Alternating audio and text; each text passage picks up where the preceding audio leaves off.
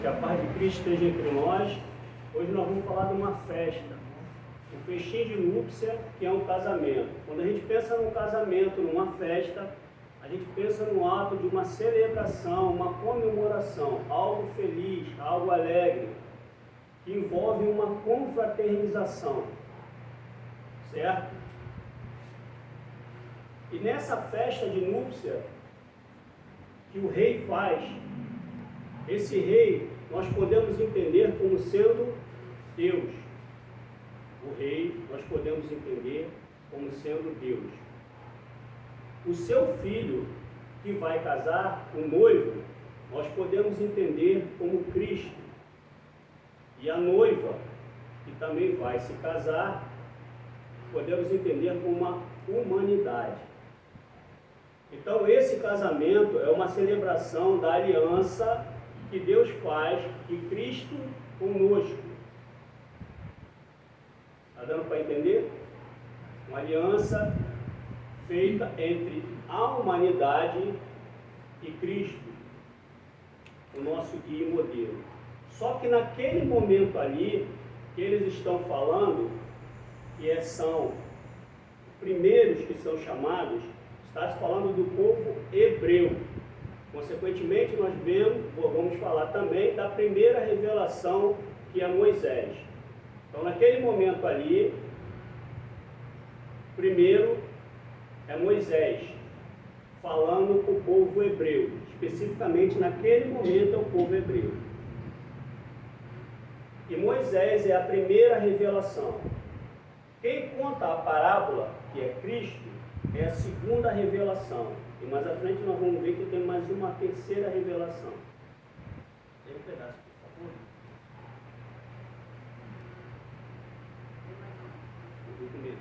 Isso, Jesus falando ainda por parábola disse: o reino dos céus é semelhante a um rei que, querendo realizar as núpcias de seu filho, enviou seus servidores para chamar às núpcias aqueles que foram convidados.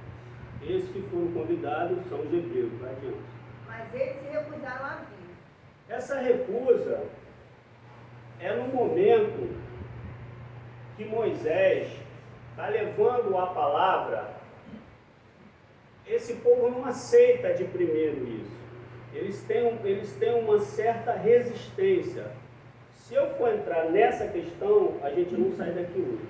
Então vamos adiante. Vai. Ele enviou ainda outros servidores com ordem de dizer de sua parte aos convidados: eu preparei meu jantar, fiz matar meus bois e tudo o que havia feito cevar. Tudo está preparado, vinde às núpcias. Mas eles não se preocuparam e se foram. Esses aí são os profetas. São os profetas. Que até hoje continuam missionários. Aí nós temos vários. Irmã Dulce, Maria Teresa de Calcutá, Chico Xavier, até hoje continua. Vai, por favor. Um à sua casa de campo e outro ao seu negócio. Os outros se apoderaram de seus servidores e os mataram após lhe ter feito vários ultrajes. O rei, tendo sabido disso, se encheu de cólera. Esses da casa de campo, a gente fala das pessoas materialistas que havia também naquela época, porque o povo hebreu, que dá origem, vamos dizer assim, já o judeu, eles têm muito na questão material enraizada neles. Eles têm muito do dinheiro, do ouro. Isso é uma particularidade deles, tá? Não estou criticando, estou apenas dizendo o que é fato. Vai adiante. O rei, tendo sabido disso, se encheu de cólera e, tendo enviado por seus exércitos, exterminou esses homicidas e queimou a sua cidade. Quando Moisés desce do Monte Sinai, que ele traz os 10 mandamentos, ele chega lá, ali o povo hebreu estava misturado. O povo hebreu foi o primeiro que teve a consciência de um Deus único. Até então, eles adoravam a vários deuses. Eles eram politeístas, eles tinham vários deuses. Só o povo hebreu que era monoteísta. E estava misturado ali. Então eles fazem um bezerro de ouro, e quando Moisés desce com os 10 mandamentos, ele vê eles adorando esse bezerro.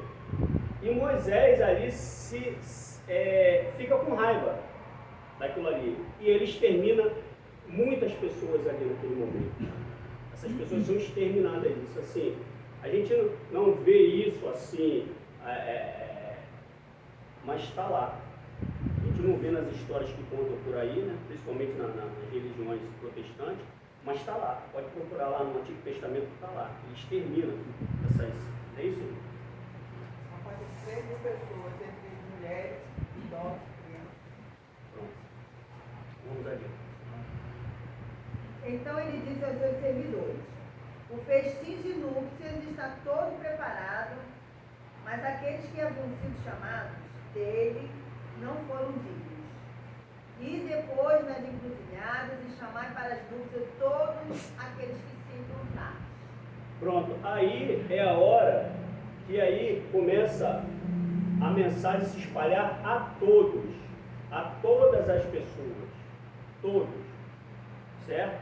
Primeiramente você tinha um povo hebreu que teria uma função nisso daí, mas aí acontece toda essa coisa aqui que a gente já falou, e aí agora o chamado é para todos, certo? Tanto que Jesus, ele não faz diferença na hora que ele vem passar a sua mensagem, que é diferente da mensagem de Moisés. Moisés tem uma abordagem mais rígida, por causa do povo que ele dava, e Jesus vem com a do amor, que é da lei de natural de Deus, que é a lei do amor, e Jesus vem passando essa mensagem com a lei do amor. Seus servidores, indo então pelas ruas, reuniram todos aqueles que encontraram, bons e maus. E a sala de núpcias ficou cheia de pessoas, que se sentaram à mesa. O rei entrou em seguida para ver aqueles que estavam à mesa, e tendo notado um homem que não estava com a roupa nupcial, lhe disse: meu amigo, como entrastes aqui sem ter a roupa nupcial? E esse homem permaneceu mudo. Então o rei disse aos seus servos: atai-lhe as mãos e os pés e lançai-o nas trevas exteriores. Aí haverá prantos e ranger de dentes, porque há muitos chamados e poucos escolhidos. Pronto. Todas não, mas algumas parábolas, elas já dão a ideia desse momento que a gente está vivendo hoje, que é da transição, certo? É essa passagem, essa mudança que vai ter, tá? E que vai ser selecionado. Pronto, tem o joio do trigo, essa daí, da núpcias, da semente, da pesca, todas essas aí dão uma ideia de uma separação que vai haver entre os homens aqui na terra, em que uns permanecerão e outros serão enviados para outras regiões. E o que qualifica, no caso aqui na parábola, que seria a veste, seria o esforço, seria a transformação moral, seria aquilo que você fez por merecer para estar ali naquela situação ali. E aqueles que são lançados às trevas exteriores são justamente aqueles que não ficarão. Agora, eu estava vendo uma live do Elahard e ele estava falando que provavelmente, né, ele diz assim, tem muitos espíritas preocupados, né, tem pessoas que estão muito preocupadas com essa transição. E ele diz que, palavras dele, que há uma possibilidade muito grande dos espíritas, né, se sofrerem algum tipo de mudança, possa ser que vá para uma outra região, mas dentro do próprio planeta. Vamos dizer assim, vai lá para a faixa de Gaza, entre aspas, né? Vamos dizer assim, continua aqui, mas não está mais no Brasil, que é a pátria do Evangelho. E como eu falei antes, que eu ia dizer sobre a terceira revelação é a nossa doutrina, é essa comunicação com os espíritos, é esse descortinar do que Jesus falava antes e que não se dava para compreender ainda.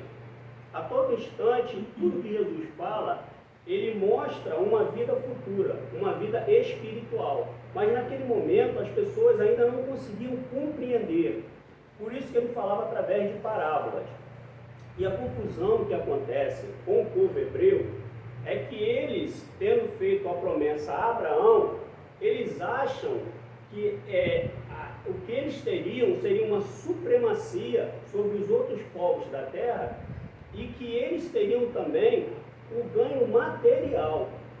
Eles não compreenderam que aquilo que foi passado para eles era falado na questão espiritual, que eles passariam a mensagem adiante. Só que no planejamento divino, o que ocorre é o seguinte: quando é determinado uma tarefa, vamos dizer, para uma pessoa, para um povo, se aquele ali não atinge aquele objetivo, outro virá. Vamos dizer assim, se Cristo tivesse falhado, teria vindo outro. Está conseguindo entender isso? Se Kardec tivesse falhado, teria vindo outro. Porque na lei natural, na lei de Deus, nós todos aqui estamos fadados à felicidade. Um dia nós alcançaremos essa festa, esse festim de núpcia, esse reino de Deus. Porque esse reino de Deus, primeiramente, ele vai ter que brotar no coração dos homens. Essa transformação, ela tem que partir dos homens. Eu já falei aqui várias vezes que as leis de Deus, elas estão esculpidas, gravadas no âmago de todos nós, naquela parte mais interna da nossa consciência. Então, primeiramente, esses corações terão que ser transformados. E esse processo, é óbvio, ele não vai ser a uma. Alguns vão atingindo à frente dos outros, mas nenhuma ovelha será perdida. Está dando para entender isso? Porque o grau evolutivo, ele é diferente, mesmo porque não fomos criados todos ao mesmo tempo. Certo? Então, no processo da criação, e nem quer dizer que quem foi criado primeiro está na frente do que foi criado depois. A questão da criação, é porque isso é muito complexo, mas assim, é por mérito. Aquele que mais se esforça, a gente não vê assim, às vezes pessoas, já vi casos assim que é noticiado aí, existem adolescentes com 14, 15 anos fazendo a segunda faculdade, fazendo a segunda formatura. Entendeu? Então, isso daí é a questão intelectual, mas eu estou falando da questão moral, estou pegando só como exemplo. Então, na questão moral, aquele que mais tiver méritos, ganhos, esses aí vão passando à frente. Mas ninguém deixará de chegar ao ponto da felicidade, que é uma coisa fatal, que é determinada. E nesse processo dessa seleção, quando ele pega a todos. Essas parábolas, elas mostram assim, são pegos todos, né? É como no joio do trigo. É pego todo, na hora você não consegue diferir. Quando você olha assim, você não sabe dizer qual é o joio e qual é o trigo. Só na hora que você começa a botar na mão ali, é que você vai vendo o que é joio e o que é trigo. Então essa separação é feita depois, mesmo porque é como um aluno na sala de aula. Um aluno está na sala de aula, a professora olha para ele, chega no meio do ano e diz assim, não, esse aí eu vou reprovar ele. Isso aí não tem condição. Não, ela não faz isso. Ela espera os 4 bimestres para no final do ano, se ele não tiver condições, ele ser reprovado. Mesmo porque aquele aluno que no meio do ano está mal, ele pode se recuperar e chegar no final do ano e passar de ano. Então, por isso que todas essas parábolas, elas sempre falam, por exemplo, esse arrastão que é feito no final, ele pega a todos ali, ele não distingue quem é mal, quem é bom. Não está sendo distinguido ali, mesmo porque quem é bom pode se tornar melhor ainda e quem é mal pode se tornar bom. Pode se modificar. Não quer dizer que porque um indivíduo em determinado ponto da sua vida, da sua encarnação, ele foi mal, que ele vai permanecer mal. O que não acontece é o seguinte, é quem é bom se tornar mal. Se você adquiriu um grau de adiantamento espiritual, você não vai regredir no processo das suas encarnações. Mas se você está um pouco atrás, você pode progredir. Por isso que essa lei, ela, a princípio, parece um pouco complicada assim de entender, mas ela se torna fácil, por quê? Porque todos os ganhos que você tem, você não perde. Os ganhos que eu estou falando são os ganhos morais, aqueles que dão uma condição espiritual. Agora, os ganhos materiais, a gente já falou aqui que eles são transitórios. A gente pode vir hoje uma encarnação como rico, a gente pode vir na outra encarnação como pobre. Então, a questão não envolve ganhos materiais. E a confusão que foi feita pelo povo hebreu também foi feita pelo apóstolo de Cristo, Judas. Ele também confundiu. Ele pensou que, porque ele via todas as coisas que Jesus fazia, ele achou que Jesus ia ali ser um político, uma pessoa, um administrador, uma pessoa que ia resolver aquela problemática ali dos judeus, ia organizar o povo, os hebreus, ia organizar o povo e ia conquistar o reino que era falado. E que Jesus seria o rei.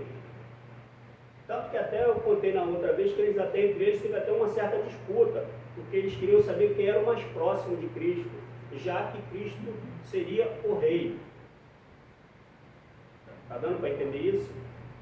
Então, todas essas parábolas mostram para a gente esse momento da transição. E aí vocês podem me perguntar assim, poxa, mas esse momento da transição, por que está tudo tão confuso agora? Por que está essa polarização, essa confusão? Primeiramente, nós temos que separar o seguinte, a gente não tem espaço dentro da religião para disputas políticas e nem ideológicas. A gente não tem espaço para isso. Porque se eu for aqui, e isso eu estou fazendo uma autocrítica, né? Se eu for aqui querer abordar questões desse ponto, a gente vai ficar fora daquilo que é o direcionamento da doutrina. Então a gente não pode trazer essa temática para cá. Então essa confusão toda que a gente está vendo é justamente porque, eu não falei do arrastão? Todos aqueles que estão lá atrás, todos aqueles que estão também no plano espiritual, também estão encarnando. Está todo mundo junto, está um bolo só, por isso que está confuso. Porque não é o arrastão, não é o chamado de todos, né? O reino mandou chamar todos os que estavam nas esquinas e tal. Então, esses também estão vindo. Por quê? Porque é aqui que acontece. É aqui que verdadeiramente esses espíritos, eles são burilados, trabalhados, são avaliados. Então, esses que estão lá, está vindo. E aí até existe uma teoria da conspiração, né, que diz que vão reduzir a população, que vão fazer isso, vão fazer aquilo, das doenças. Mas, eu volto a dizer, por mais tumultuado que esteja, não está fora do controle de Deus. Não está fora do controle de Deus. E aí a gente vê essa confusão de ideias e pensamentos.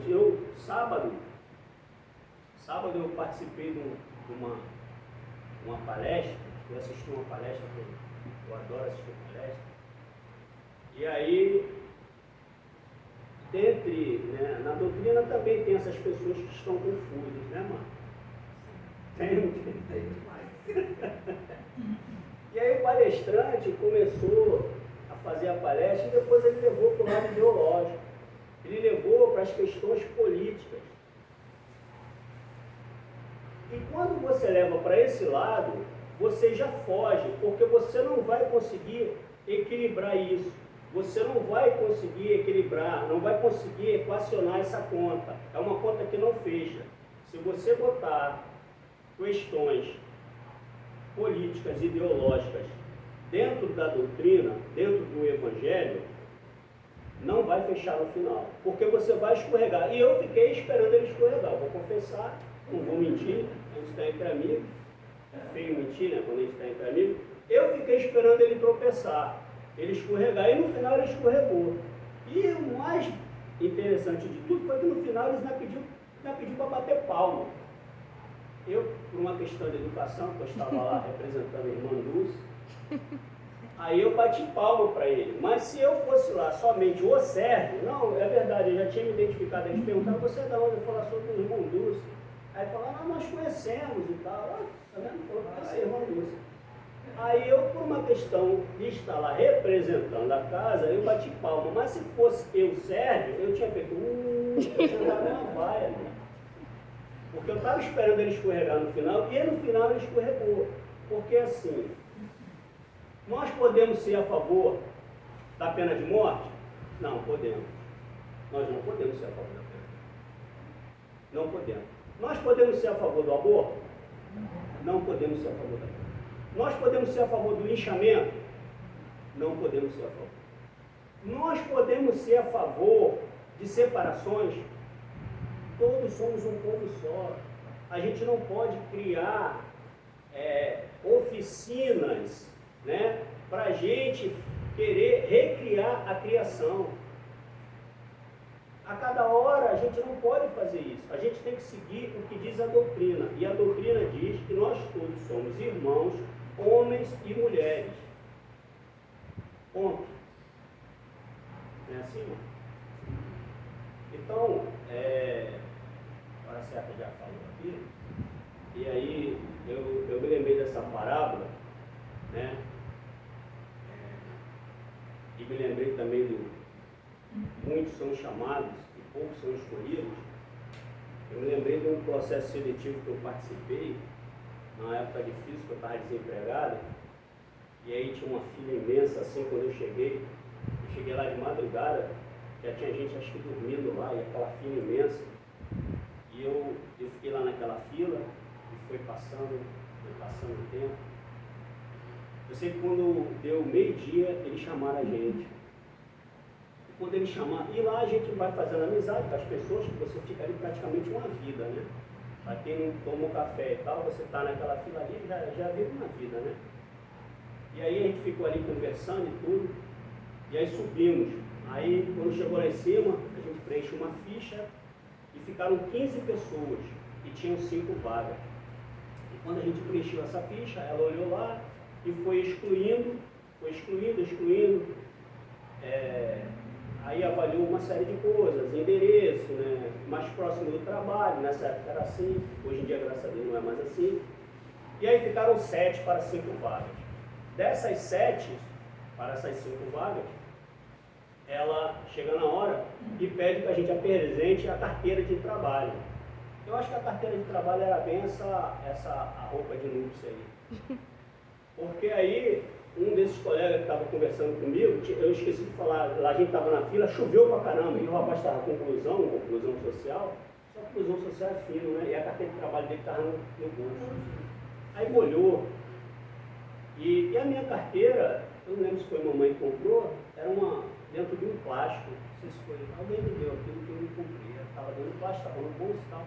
Aí quando na hora que ela falou, a carteira de trabalho, os 7 puxaram a carteira de trabalho. Esse colega que eu fiz lá, quando ele puxou, estava todo molhado. A dona Sandra, ela era uma cearense arretada, quando ela olhou assim, que a carteira dele pingando, ela já fez assim para ele.